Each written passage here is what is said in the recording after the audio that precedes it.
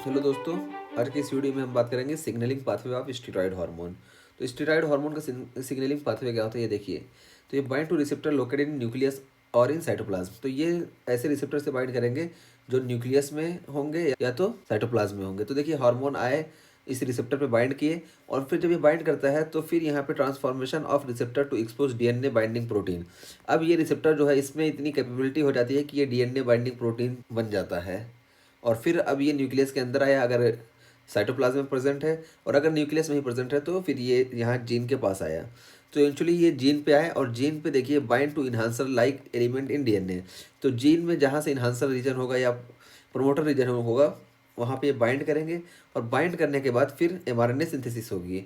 और जब mRNA synthesis हुई तो देखिए इसमें प्री एमआरएनए बनेगा जिसमें एक्सॉन और इंट्रॉन दोनों होंगे, और ये एक्सॉन और इंट्रॉन फिर स्प्लाइसिंग यहाँ पे होगी, और इस स्प्लाइसिंग की प्रोसेस के बाद इंट्रॉन रिमूव हो जाएंगे। और जब इंट्रॉन रिमूव होंगे तो सिर्फ एक्सॉन्स बचेंगे जिसको हम मेच्योर एमआरएनए बोलते हैं।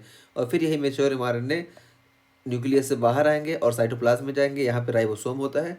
फिर राइबोसोम के हेल्प से ये प्रोटीन में कन्वर्ट हो जाएंगे। फिर ये अब चले जाएंगे डिफरेंट टारगेट पे और अपना काम करेंगे। फिर यहाँ पे देखिए दिखाया गया है steroid hormones are lipophilic and therefore must circulate bound to specific binding globulins which increase their solubility. यहाँ ये बताया गया कि स्टेरॉयड हार्मोन जो होता है ये लाइपोफिलिक होता है, इसीलिए जब इसको सर्कुलेशन में जाना होता है या सर्कुलेट करना होता है तो इसको स्पेसिफिक बाइंडिंग ग्लोबुलिन की ज़रूरत पड़ती है। और जब इसकी कंसंट्रेशन ज़्यादा होगी तो इसकी सॉल्युबिलिटी यानी ज़्यादा होगी। और फिर यहाँ पे बताया गया कि देखिए अगर मेल में सेक्स हार्मोन बाइंडिंग ग्लोबुलिन ज़्यादा हुई तो टेस्टोस्टेरॉन फ्री जो होगा वो कम हो जाएगा, जिसकी वजह से गायनिकोमस्टिया होगा। और यही चीज़ अगर फीमेल में कम हुई यानी सेक्स हार्मोन बाइंडिंग ग्लोबुलिन्स कम हुई तो टेस्टोस्टेरॉन बढ़ जाएगा, और जब टेस्टोस्टेरॉन बढ़ेगा तो हिरसिटिज्म हो जाएगा।